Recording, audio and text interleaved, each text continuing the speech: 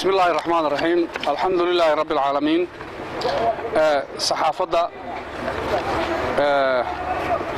gaarka loo leeyahay iyo kuwa xukuumadaba waxaan aad uga mahadnaqayaa kulanka war saxaafadeedka ay ka soo qayb gasheen war saxaafadeedkani wuxuu daaran yahay madaxweynaha loo doortay Soomaaliya xukuumadda Jamhuuriyadda Soomaaliland waxay soo dhaweynaysaa go'aankii ka soo baxay kulanadii istaba jooga ahaa ee ay mudanayaasha golaha baarlamaanka Soomaaliya ku kala coganayeen mudanihii loo dhiibi lahaa hoggaanka iyo talada dalka aanu jaarkana Soomaaliya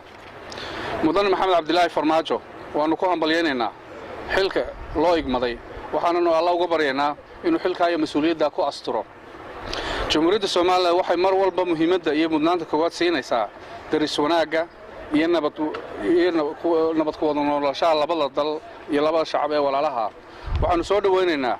nabad deganaansho iyo xal waara oo loo helo arrinta murugada leh ee Soomaaliya rubuc qarniga ka jirtay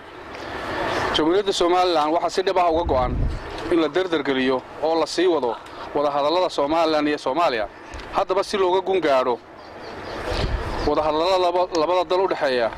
waxaanu madaxweynaha cusub ee Soomaaliya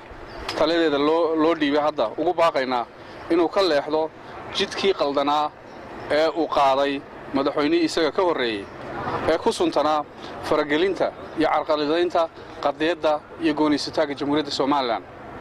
madaxweyne Farmaajo waxaanu kula talinaynaa inuu muhiimadda koowaad siiyo sidii uu dalkiisa iyo dadkiisa ugu horseedi lahaa nabad iyo deganaansho waarta taasi oo ay ku jirto danaha iyo masladaha labada dal ee jaarnimo sidoo kale madaxweynaha cusub ee Soomaaliya waxaanu si cad ugu sheegaynaa in Jamhuuriyadda Soomaaliland aanay matali karin shakhsiyaad danaystayaal ah oo Muqdisho laga cugtay waa maag iyo meelka dhac qaawan in magaca qarankayaga loo cimaamado cid aanay shacabweynaha Soomaaliland dooran ama aanay xil u dhiibanin ummadda Soomaaliland waxa matala oo kaliya kana mas'uula madaxweyne ku xigeen ku yimid doorasho xor iyo xalaal ah golo baarlamaan iyo golo guurti oo iyaguna ku yimid rabitaanka shacabka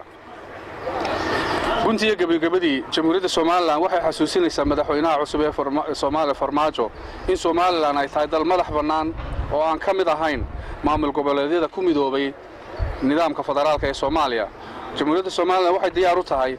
in golo kasta oo caalami ah oo xaajadeeda lagu gorfaynayo ay Soomaaliya hor fadhiisato ay kana xaajooto hal arrin oo kaliya qadiyadda gooniisataaga iyo madax bannaanida Jamhuuriyadda Soomaaliland intaas ayaa war saxaafadeedka maanta u daarnaa